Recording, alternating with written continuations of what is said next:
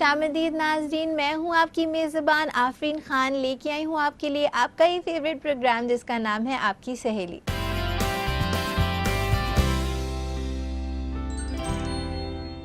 नाज़रीन, आज हम आपके लिए लेकर आए हैं स्टाइल बाज़ार और साथ ही साथ आपकी मुलाकात कराएंगे अपने लाइफस्टाइल एक्सपर्ट से। इससे पहले शुरुआत करें आज के इस एपिसोड की। चलिए देखते हैं इसकी एक छोटी सी झलक।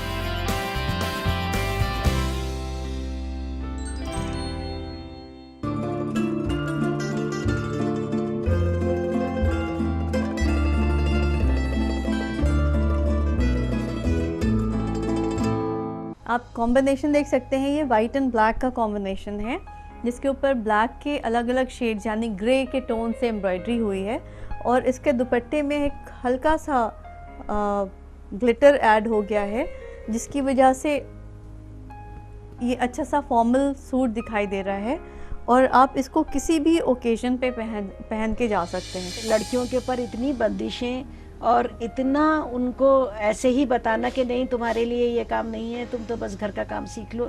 नहीं नहीं, अरे क्या करोगी, इतना ये वाली किताब खरीद कर इतनी महंगी क्या करोगी, किसी से ले लेना, और क्या करना है तुम्हें तो बस पास होना है। इस तरह क्या होते होते वो वाकई कैरियर सोच ही नहीं पाती हैं, उनको भी कुछ बनना है।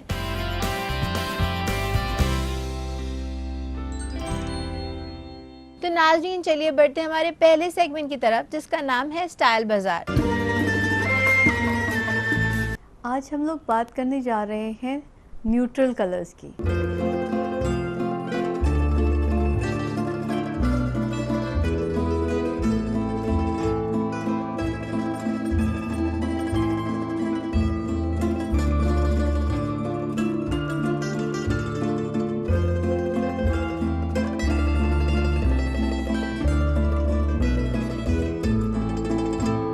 अगर आप वेस्टर्न कपड़े पहनते हैं और आपको सूट्स की तरह से आप ऑफिस जाते हैं और आप कोई सूट फॉर्म में पहनना चाहते हैं तो आप इस तरह का वाइट गारमेंट पहन सकते हैं जो कि बहुत ही सोबर है। आप देख सकते हैं इस पर टोन ऑन टोन एम्ब्रॉयडरी की हुई है और इसके कफ्स में डिटेलिंग है जिसमें हल्का सा गोल्ड फैब्रिक लगा है और बटन्स लगे हुए हैं।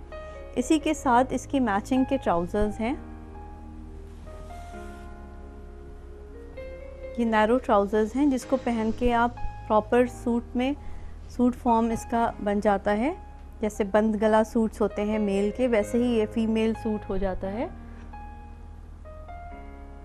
अगर आप स्कर्ट्स पहनते हैं तो आप ट्राउज़र की जगह स्कर्ट भी पहन सकते हैं और इसके ट्राउज़र के साथ आप कोई दूसरी शर्ट, स्वेटर या जैकेट्स भी पहन सकते हैं।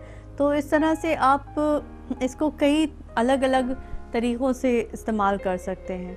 आप अगर बिल्कुल इंडियन कपड़े पहनना चाह रहे हैं और वाइट को थोड़ा सा ड्रेसी करना चाहते हैं तो आप इस तरह के सूट्स पहन सकते हैं वाइट में, जिसमें वाइट एंड ब्लैक आप कॉम्बिनेशन देख सकते हैं। ये वाइट एंड ब्लैक का कॉम्बिनेशन है जिसके ऊपर ब्लैक के अलग अलग शेड्स यानी ग्रे के टोन से एम्ब्रॉयडरी हुई है और इसके दुपट्टे में एक हल्का सा ग्लिटर ऐड हो गया है जिसकी वजह से ये अच्छा सा फॉर्मल सूट दिखाई दे रहा है और आप इसको किसी भी ओकेजन पे पहन के जा सकते हैं।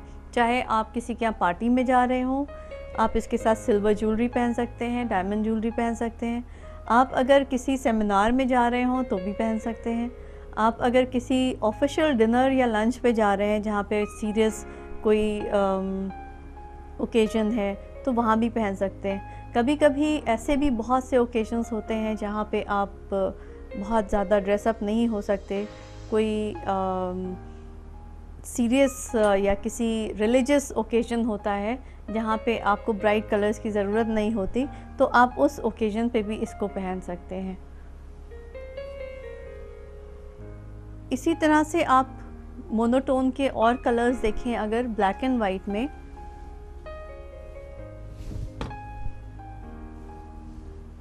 तो ब्लैक एंड वाइट का ये दूसरा एक एग्जाम्पल है।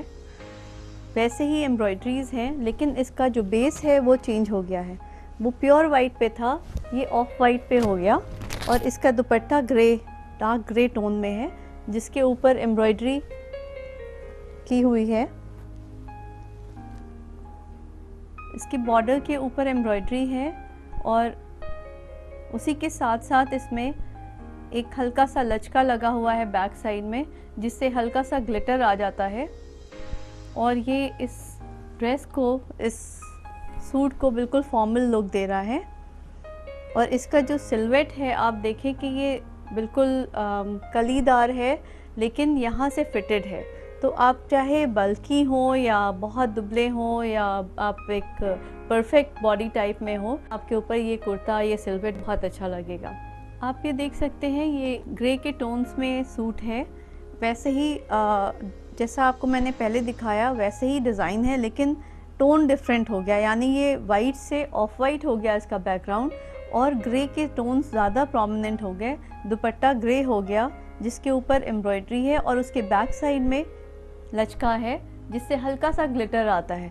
तो ये कुछ एग्जाम्पल्स थे आपके लिए ब्लैक एंड वाइट मोनोटोन्स के। आप किस तरह से ब्लैक एंड वाइट को एक साथ इस्तेमाल कर सकते हैं। इससे पहले हमने देखा था कि हम वाइट्स कैसे पहनते हैं, और अब आप देख सकते हैं कि मोनोटोन्स में ब्लैक एंड वाइट का कॉम्बिनेशन या ग्रे टोन्स किस तरह से आप अपने वाइट्स में कंबाइन कर सकते हैं। अभी मैंने आपको बताया कि pure white, beige, off white, बहुत सारे वाइट्स के शेड्स होते हैं। इसी तरह से ऑफ वाइट के और भी कलर कॉम्बिनेशंस होते हैं जो आप बहुत अच्छे से बना सकते हैं। जैसे ये है बेज, ऑफ वाइट लेकिन बेज के टोन में है और इसके साथ ऑलिव कलर को कंबाइन किया गया है। आप देखें इस कुर्ते के ऊपर हल्की सी एम्ब्रॉयडरी भी है। आप अगर इसको पास से देखेंगे तो इसमें एम्ब्रॉयडरी की हुई है, बहुत ही नाजुक और बहुत ही माइन्यूट पोत की एम्ब्रॉयडरी है और पैच वर्क है ऑलिव कलर के शिमरी फैब्रिक से। लेकिन ये ओवरऑल मलमल के ऊपर बना हुआ है, इसलिए इसका जो लुक है वो बहुत ही सोबर, सोफिस्टिकेटेड है और बिल्कुल भी ब्राइट या भड़कीला नहीं है। ये भी ऐसा गारमेंट है जो आपकी वार्डरोब में हमेशा रह सकता है। आप चाहे इसको आज पहने या 10 साल बाद पहने, ये हमेशा फैशन में रहेगा। इस तरह के गारमेंट्स क्लासिक गारमेंट्स कहलाते हैं और ये कलर कॉम्बिनेशन सबके ऊपर अच्छा लगता है। आप देख सकते हैं इसका दुपट्टा, दुपट्टे में भी एम्ब्रॉयडरी की हुई है। आप चाहे इसको ज्वेलरी के साथ पहने तो आप इसको पार्टी में पहन के जा सकते हैं। अगर आपने इसको एज इट इज़ पहना और इसके साथ ऑलिव कलर के शूज़ पहन लिए तो आप ऑफिस भी जा सकते हैं या आप किसी ऑफिशियल ओकेजन पे जा सकते हैं, जैसे सेमिनार्स हैं, वर्कशॉप्स हैं या कोई डिग्नेटरी लंचेस होते हैं जहाँ पे आप ऑफिशियल्स, ब्यूरोक्रेट्स और गवर्नर्स या चीफ मिनिस्टर्स के लंच डिनर्स पे जाते हैं, जहाँ पे आप बहुत ज़्यादा भड़कीले रंगों को पहन के नहीं तैयार हो सकते, तो वहाँ पे भी आप इस तरह के कपड़े पहन सकते हैं। तो मोनोटोन्स आपकी वार्डरोब में होना बहुत ज़रूरी है, चाहे वो शेड्स ऑफ वाइट हो, बेज हो, ऑफ वाइट हो या ऑलिव और ब्राउन के शेड्स हों।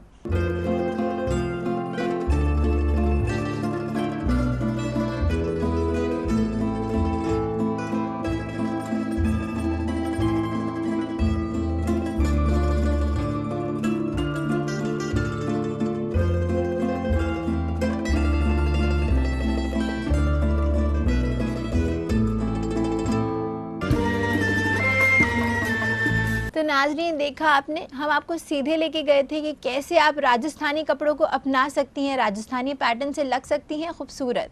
इसी के साथ मैं आपको याद दिला दूं, अगर आपके भी हैं कोई सवाल जिनके जवाब चाहते हैं आप हमारे एक्सपर्ट से या देना चाहते हैं हमें अपना फीडबैक, तो आप हमें मेल कर सकते हैं। हमारा ईमेल आईडी है aks@etv.co.in।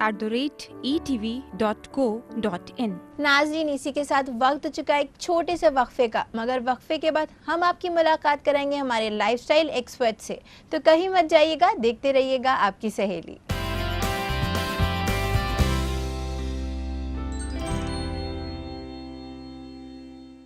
नाजरीन, वक्फे के बाद आपका खैर मकदम है इस प्रोग्राम में जिसका नाम है आपकी सहेली।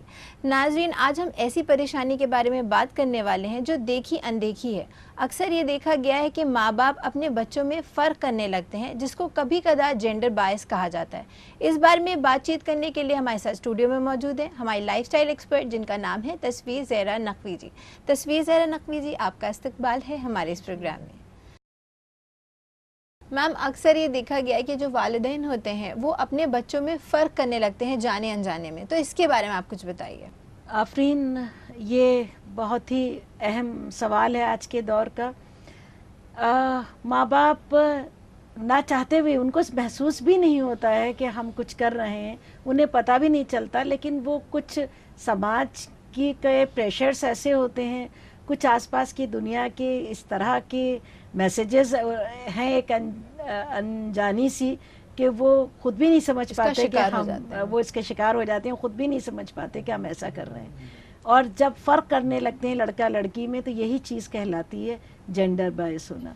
यानी वो कहीं पर लड़की को किसी और तरह से लेते हैं, उसके साथ कुछ और रवैया होता है उनका, और लड़के के साथ कुछ और रवैया होने लगता है, और उनको महसूस भी नहीं होता, उन्हें पता ही नहीं चलता है वाकई कि ये हम क्या कर रहे हैं।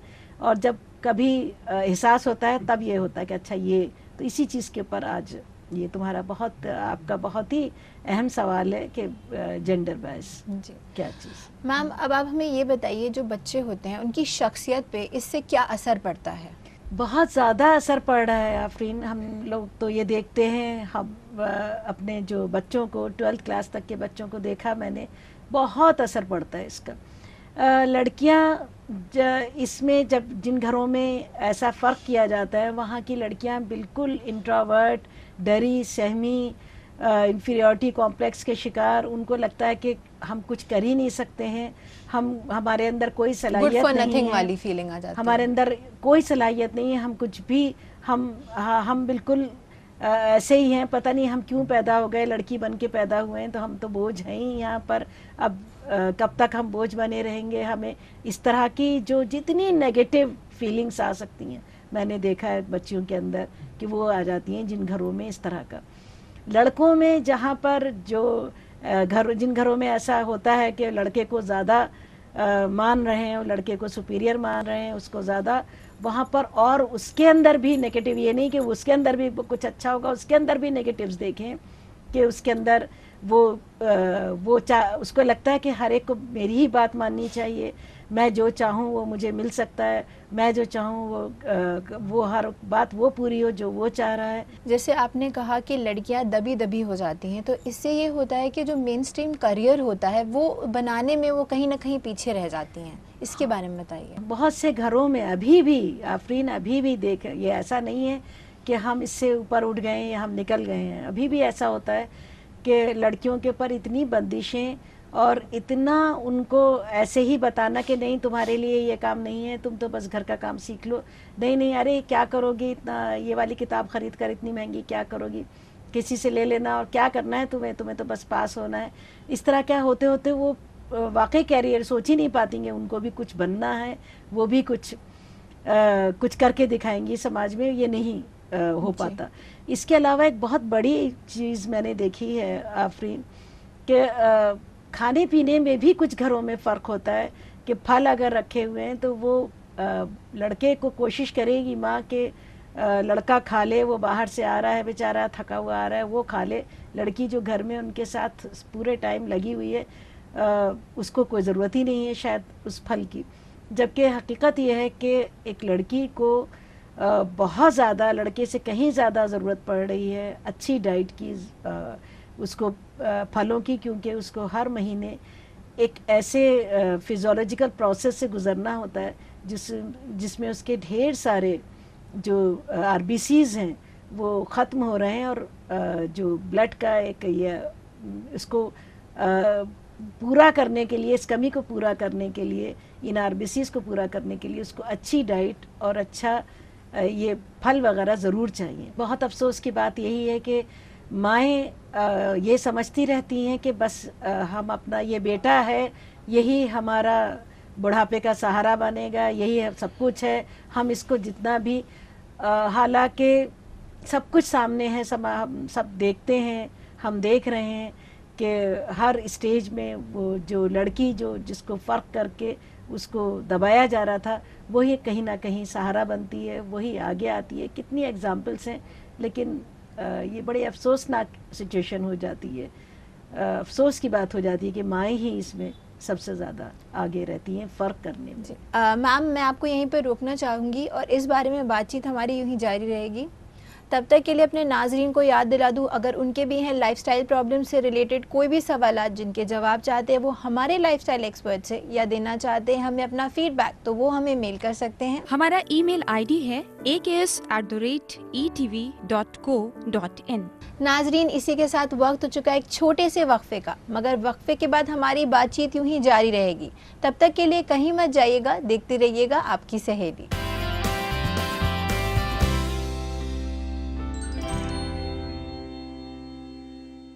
नाजरीन, वक्फे के बाद एक बार फिर से आपका खैर मकदम है इस प्रोग्राम में जिसका नाम है आपकी सहेली। नाजरीन, हम बात कर रहे थे जो बच्चों में फ़र्क किया जाता है उसके बारे में, तो चलिए अपनी बातचीत को यूं ही आगे बढ़ाते हैं। मैम, अब हम आपसे ये जानना चाहेंगे, जो फ़र्क है वो बच्चों तक ही महदूद नहीं रहता बल्कि जनरेशन से लेके दूसरी जनरेशन में पास होता है, तो इसके बारे में आप हमें कुछ बताइए। आफरीन, बहुत सही आपने कहा कि ये इस फ़र्क से जो बच्चियाँ इस थोड़ा सा इन तमाम इस दबे होने के एहसास के साथ बड़ी होती हैं और वो उनको सारे मौके नहीं मिल रहे हैं, उनसे छीन लिए जाती हैं और ये कहा जाता है कि नहीं तुम ये ना करो, ये नहीं करो, तुम नहीं कर सकती, तुम ऐसे ही करो, तुम्हारे लिए ये काम है। तो उनकी पूरी पर्सनालिटी के ऊपर इसका बहुत बहुत असर पड़ता है, इतना गहरा असर पड़ता है कि पर्सनालिटी ही उनकी बदल जाती है। वो समझ ही नहीं पाती बच्चियाँ कि हम कुछ कर भी सकते हैं, अच्छा कर सकते हैं। इन्हीं तमाम एहसास कमतरी और इन्हीं तमाम एक डरे डरे एहसास के साथ वो बड़ी होती हैं। फिर उस डरे डरे एहसास के साथ ही उनकी शादी हो गई। वो उसी बहुत ही कम एतमाद के साथ अपनी शादीशुदा ज़िंदगी में पहुंची। वहाँ पर अब जब उनकी अपनी फैमिली होगी तो बहुत चांसेस हो जाते हैं कि यही चीज़ उनकी फैमिली में भी फिर से दोहराई हो जाए, फिर दोहराई जाए, क्योंकि वो इतना खुद इतने उनकी अवेयरनेस नहीं हो पाई है, वो खुद इतनी दबे हुए एहसासात के साथ आई हैं इस दूसरी दुनिया में, इसमें कि उनको फिर वो अनजाने में वो भी ऐसा ही करने लगती हैं, अनजाने में ऐसा ही उनको लगता है यही रिवाज है, यही सही है और यही करना चाहिए। उनको यही लगने लगता है कि शायद यही रिवाज है, ये ऐसा, तो इसमें कोई ख़ास बात क्या है, हमारे साथ भी तो ऐसे ही हुआ है, इसमें कहाँ ये बात है। हाँ, कभी कभी विशेष सर्कल ये टूटता भी है। कुछ लड़कियां कहती हैं कि नहीं हमारे साथ ऐसा हुआ, हम अपनी बेटी के साथ ऐसा नहीं होने देंगे, हम अपने घर में ऐसा कोई फ़र्क नहीं होने देंगे। ये कई बार ऐसा होता भी है, ऐसा नहीं है कि हमेशा यही हो, लेकिन फिर भी बहुत चांसेस हो जाते हैं कि लड़कियां उस चीज़ को, अब उस सर्कल को, उस बात को ख़त्म नहीं कर पाती और वो फिर दोहराने लगती हैं वही सब चीज़, जिसकी वजह से कहीं ना कहीं ये देखा जाता है जो ऐसी लड़कियां हैं जिनके अंदर ऐसी क़ुव्वत है कि वो डॉक्टर, इंजीनियर या आर्किटेक्ट बने, वो कहीं ना कहीं दबी रह जाती हैं और वो नहीं बन पाती हैं। हाँ आफरीन, बहुत अफसोसनाक सिचुएशन हो जाती है कि टैलेंट है, कर सकती हैं, बल्कि भाइयों से ज़्यादा टैलेंट होता है कई बार बहनों में हमने देखा है, लेकिन बस क्योंकि आगे बढ़ाना है भाइयों को, तो उनके उस चीज़ को कि नहीं हम तुम्हें बाहर भी नहीं भेज सकते, हम महंगे मेडिकल कॉलेज में या इंजीनियरिंग कॉलेज में तुम्हें नहीं भेज सकते, हम इतनी फ़ीस नहीं दे सकते, यही सब सारी चीज़ें रखकर, क्योंकि तुम्हें तो आगे अपना घर ही संभालना है, क्या फ़ायदा है इस सब से। इन सब का असर ये होता है कि वो अपने अंदर की जो ढेर सारे ख्वाब हैं, जो उसके अंदर ढेर सारी आरज़ू हैं, उनको वहीं दबा देती हैं, क्योंकि उनको पता है कि ऐसा हो नहीं सकता। बहुत सारे, जो मैं बहुत ऐसी बच्चियों को जानती हूँ कि अगर उनको सही मौके मिले होते, उनको अगर ऐसे ही सारी अपॉर्चुनिटीज़ दी जाती जैसे भाइयों को मिली हैं, तो वो उनसे ज़्यादा कामयाब होती, उनसे वो कहीं बनकर दिखाती कि वो कितना अच्छी डॉक्टर हैं, कितनी अच्छी राइटर हैं, कितनी अच्छी पेंटर हैं, कितनी अच्छी, लेकिन बस वही एक चीज़ के हम इतना ज़्यादा जेंडर बायस रहते हैं, हमें लगता है कि नहीं, लड़की का और किसी चीज़ में टैलेंट होना जो है वो बिल्कुल एक वेस्टेज है, और बस उसको तो घर संभालने का टैलेंट जो है वही सबसे ज़्यादा उसके लिए ख़ास है। यही चीज़ सबसे ज़्यादा परेशान कर रही है बच्चियों को, और इसी चीज़ को मैं कहूँगी कि ये चीज़ बिल्कुल माएँ अपने दिमाग से निकाल दें कि घर संभालना ही सबसे बड़ा टैलेंट है। मैम, आप हमारे प्रोग्राम में आई और आपने हमारे नाज़रीन को इतनी अहम जानकारियाँ दी, इसके लिए आपका बहुत बहुत शुक्रिया। नाजरीन, इसी के साथ मैं आपको याद दिला दूं, अगर आपके भी हैं लाइफस्टाइल प्रॉब्लम से रिलेटेड कोई भी सवालात जिनके जवाब चाहते हैं आप हमारे लाइफस्टाइल एक्सपर्ट से, या देना चाहते हैं हमें अपना फीडबैक, तो आप हमें मेल कर सकते हैं। हमारा ईमेल आईडी है aks@etv.co.in। नाजरीन, इसी के साथ वक्त हो चुका है हम अपने प्रोग्राम को यही ख़त्म करें, लेकिन होगी आपसे फिर मुलाकात। तब तक के लिए रखिए अपना ख्याल। अल्लाह हाफिज़।